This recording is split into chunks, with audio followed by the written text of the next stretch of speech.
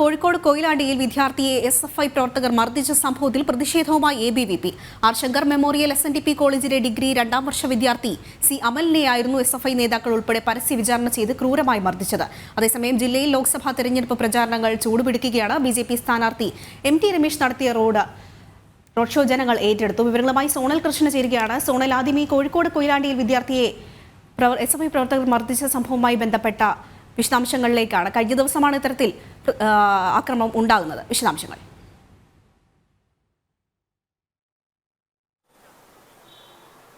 അതിന് പ്രധാനമായി പറയേണ്ടത് കേരളത്തിലെ കലാലയങ്ങളിൽ ഇത്തരത്തിൽ SFIയുടെ ഗുണ്ടാവിളയാട്ടമാണ് നടക്കുന്നത് എന്നുള്ളതാണ്. അതിൻ്റെ ഒടുവിലത്തെ ഉദാഹരണമാണ് ഇപ്പോൾ കൊയിലാണ്ടിയിലും ഉണ്ടായിരിക്കുന്നത്. കാരണം സിദ്ധാർത്ഥിൻ്റെ മരണവുമായിട്ടുള്ള വിഷയങ്ങൾ ചർച്ചയായിക്കൊണ്ടിരിക്കുന്ന അതേ സമയത്ത് തന്നെയാണ് കൊയിലാണ്ടിയിൽ അമൽ എന്ന് പറയുന്ന ബിരുദ വിദ്യാർത്ഥിക്ക് SFIയുടെ മർദ്ദനമേൽക്കുന്ന ക്രൂരമായിട്ടുള്ള മർദ്ദനമേൽക്കുന്ന ഒരു സാഹചര്യത്തിലേക്ക് കാര്യങ്ങൾ ചെന്നെത്തിയത്. അതായത് റാഗിംഗ് ചെയ്തു എന്ന് ആരോപിച്ചുകൊണ്ട് SFI യൂണിറ്റ് സെക്രട്ടറി ഉൾപ്പെടെയുള്ളവർ ക്യാമ്പസിൽ നിന്ന് അമലിനെ വിളിച്ചിറക്കി കൊണ്ടുവന്ന് ക്യാമ്പസിന് പുറത്ത് വെച്ച് മർദ്ദിക്കുന്ന സ്ഥിതി.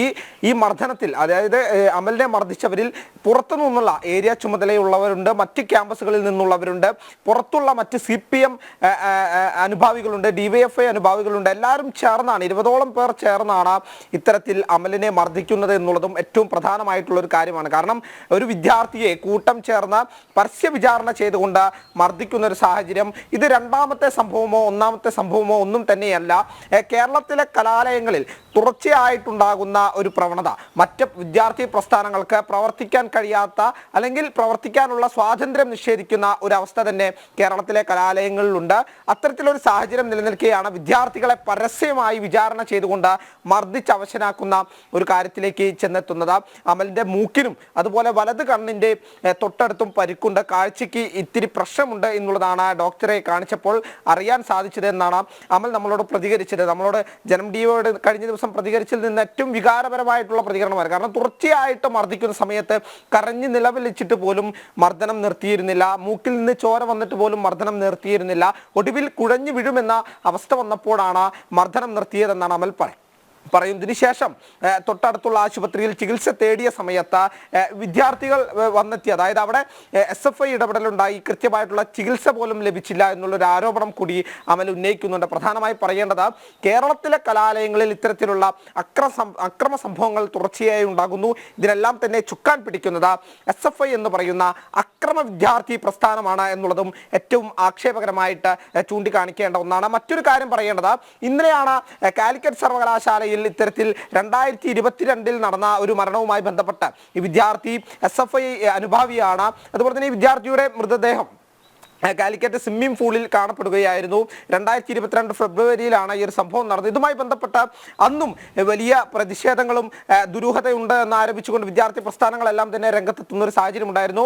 ഈ സംഭവത്തിന്മേൽ ഇന്നലെ MSF ഗവർണർക്ക് നിവേദനം നൽകിയിട്ടുണ്ട്. ജുഡീഷ്യൽ അന്വേഷണം വേണമെന്ന് ആവശ്യപ്പെട്ടുകൊണ്ടാണ് കത്ത് നൽകിയിട്ടുള്ളത് എന്നുള്ളതാണ് നമുക്കറിയാൻ സാധിക്കുക. അത്തരത്തിൽ കേരളത്തിലുടനീളമുള്ള ക്യാമ്പസുകളിൽ ഇത്തരം സംഭവങ്ങൾ ആവർത്തിച്ചുണ്ടാകുന്നുണ്ട്. അതിനെല്ലാം പിന്നിൽ SFI ആണ് എന്നുള്ളതും ഏറ്റവും പ്രധാനപ്പെട്ട ഒരു കാര്യം തന്നെയാണ്. അത്തരം സംഭവങ്ങളെ സിദ്ധാർത്ഥിന്റെ മരണം ചർച്ചയായതോടുകൂടി വീണ്ടും ചർച്ചയാകുന്നു എന്നുള്ളതും ഏറ്റവും ഒരു പ്രധാനപ്പെട്ട കാര്യമായി തന്നെ നമുക്ക് നോക്കിക്കാണേണ്ടതുണ്ട്. ആതിര, അതുതന്നെയാണ് സോണൽ സൂചിപ്പിച്ചതുപോലെ തന്നെ ഈ തുടർച്ചയായുള്ള ക്യാമ്പസ് രാഷ്ട്രീയത്തിൽ SFIയുടെ കാടത്തം വെളിവാക്കുന്നതാണ് തുടർച്ചയായി ഉണ്ടാകുന്ന ഈ SFIയുടെ നേതൃത്വത്തിലുള്ള ആക്രമണങ്ങൾ.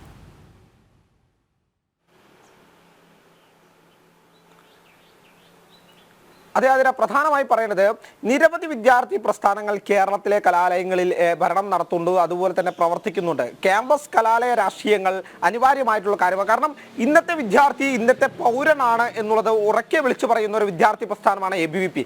അത്തരം ഒരു വിദ്യാർത്ഥി പ്രസ്ഥാനം തികച്ചും മാതൃകാപരമായി പ്രവർത്തിക്കുന്ന ഒരു സാഹചര്യം കേരളത്തിലുണ്ട്. അപ്പോൾ വിദ്യാർത്ഥി പ്രസ്ഥാനങ്ങളുടെ പേര് കളയാൻ വേണ്ടി അക്രമങ്ങൾ മാത്രമാണ് നടത്തിക്കൊണ്ട് മുന്നോട്ട് വരുന്ന ഒരു വിദ്യാർത്ഥി പ്രസ്ഥാനമാണ് SFI. അതങ്ങനെയായി മാറിയിരിക്കുന്നു എന്നുള്ളതും പ്രധാനപ്പെട്ട ഒരു കാര്യമാണ്. കാരണം ഇന്നലെയും മറ്റും മിനിയാന്നും ഒക്കെയായി പ്രമുഖ രാഷ്ട്രീയ നിരീക്ഷകന്മാരെല്ലാവരും തന്നെ കൃത്യമായി പറയുന്നത് SFI PFI കൂട്ടുകെട്ടുകളാണ് ഇപ്പോൾ സ്ഥിതി വഷളാക്കിക്കൊണ്ടിരിക്കുന്നത് എന്നുള്ളതാണ്.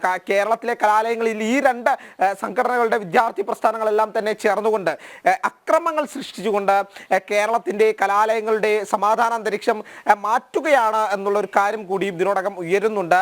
പ്രമുഖ രാഷ്ട്രീയ നിരീക്ഷകന്മാരെല്ലാം തന്നെ ഇത് നോക്കിക്കാണുന്നുണ്ട്, നിരീക്ഷിക്കുന്നുണ്ട്. നിരീക്ഷിക്കുന്നുണ്ട് എന്നുള്ളതും ഏറ്റവും പ്രധാനപ്പെട്ട ഒരു കാര്യമാണ്. അതിൻ്റെ ഒടുവിലത്തെ ഉദാഹരണമാണ് സിദ്ധാർത്ഥും അതുപോലെ അമലുമെല്ലാം. തുടർച്ചയായിട്ട് ഇത്തരത്തിൽ പ്രശ്നങ്ങൾ ഉണ്ടാക്കുക, തങ്ങളെ എതിർക്കുന്നവരെ മർദ്ദിച്ച് കൊലപ്പെടുത്തിക്കൊണ്ട് പകരം വീട്ടുക എന്നുള്ള ഒരു രീതി SFI തുടരുന്നു എന്നുള്ളതാണ് ഏറ്റവും പ്രധാനപ്പെട്ട ഒരു കാര്യം. എന്നിരുന്നാൽ പോലും ഇത്തരം സംഭവങ്ങളെ ന്യായീകരിക്കുന്ന ഒരു പ്രവണത പൊതുവെ SFIയുടെ ഭാഗത്തു നിന്നുണ്ടാകുന്നുണ്ട് എന്നുള്ളതും ഏറ്റവും ആക്ഷേപകരമായി ചൂണ്ടിക്കാണിക്കേണ്ട ഒന്ന് തന്നെയാണ്. കാരണം ഈ വിദ്യാർത്ഥി പ്രസ്ഥാനങ്ങളിലൂടെ വളർന്നു വന്നവർ വരെ, അല്ലെങ്കിൽ വളർന്ന് ഇന്ന് ഉയർന്ന പദവിയിൽ ഇരിക്കുന്നവർ വരെ SFIയെ പരിഹസിക്കുന്ന അല്ലെങ്കിൽ തെറ്റായി ചിത്രീകരിക്കുന്ന സാഹചര്യത്തിലേക്ക് കാര്യങ്ങൾ ചെന്നെത്തുന്നു എന്നുള്ളതും ആക്ഷേപകരമായി നമുക്ക് നോക്കിക്കാണേണ്ടത് തന്നെയാണ്. ആതിര.